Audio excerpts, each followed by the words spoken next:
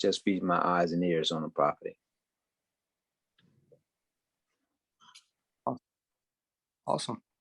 I actually do have a question. Well, first and foremost, I'd like to thank you guys.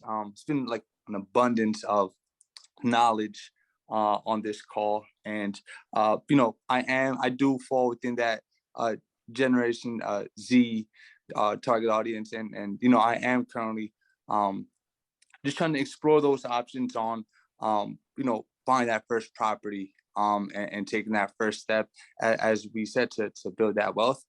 You know, so I've tried to prepare myself in some of those ways that we've kind of discussed in the beginning of the call in regards to credit and things of that nature, to kind of really prepare yourself.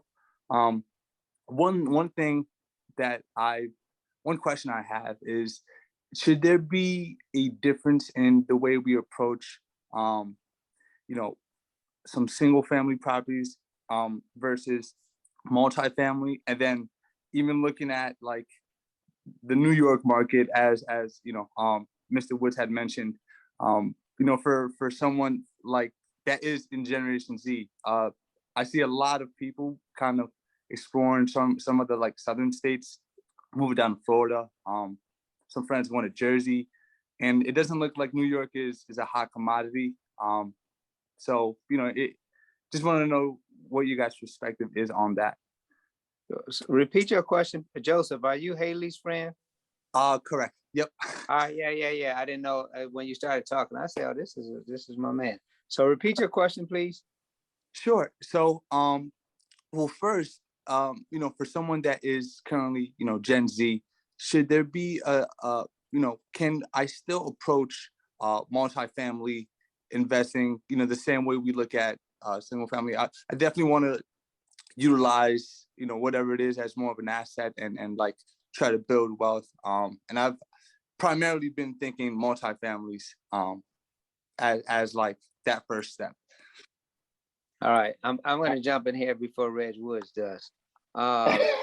So we're a real estate group, and we all have done it different, right? Which is why we're so diverse, because we all learn from each other.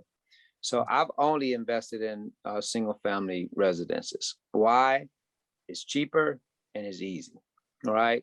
So like, and let me just give you a little background as well. My mother was a real estate investor. She was a nurse, but she went bought houses, and they were all single family.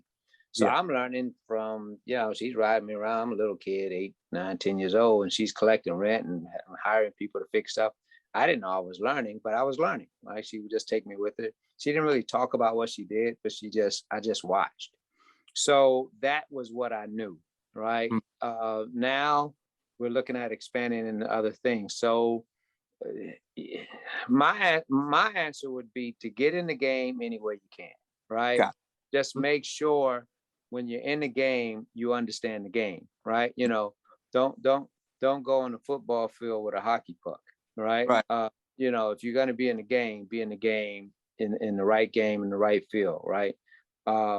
So, and make sure that you're not overpaying for the property. So it should be a good price, right? You know, maybe fix it up or something like that. Obviously, New Jersey, not obviously, but New Jersey is cheaper than Manhattan.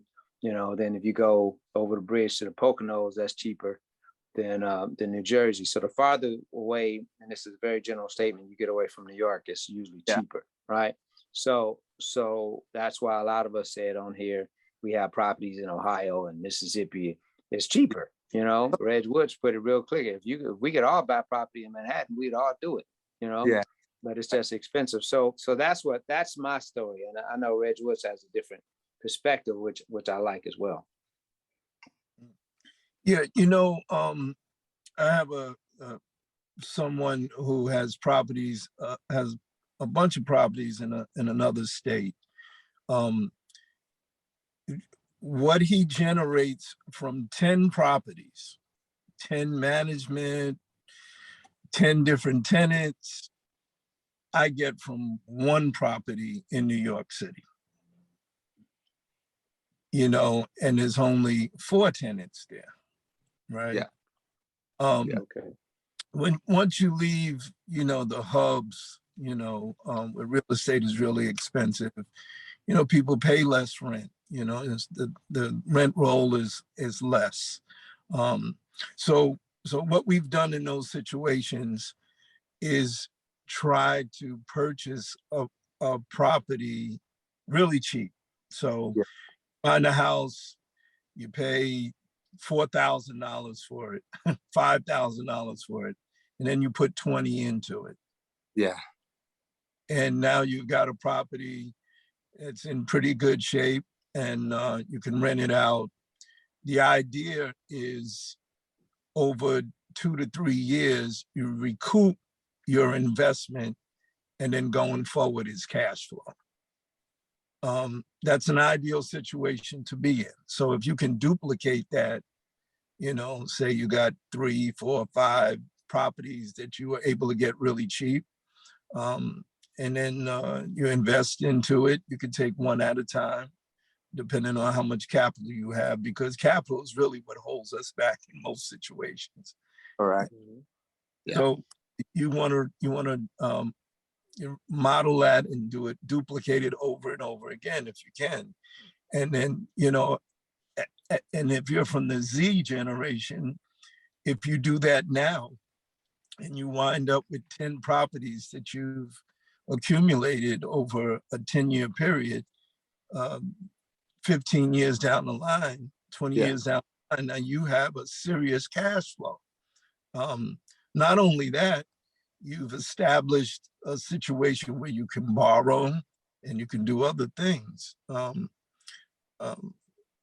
So, I mean, that's, you know, I know you said you have friends who bought stuff from Florida and South Carolina. A lot of people are doing that. There are advantages there.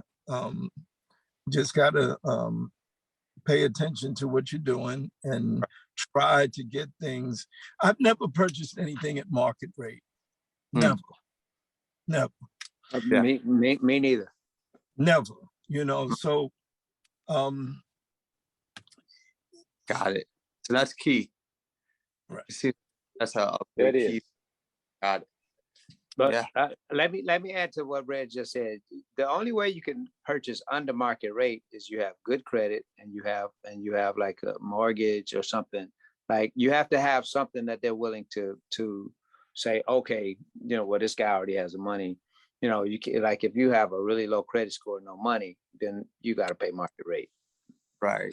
Got it. All right. Yeah, that all makes sense. And this is super, super helpful. So definitely want to come through with I guess that leverage so that, you know, you can get that under the market rate. Wow. Yeah, this is super awesome. Let me just say one more thing real quick. Now, I'm not saying that you should not try to get property in you know, in New York City. It's just a different process. I think, you know, I get like 1 million phone calls from real estate people every day. These guys are like, they're trying to find properties and make deals and constantly.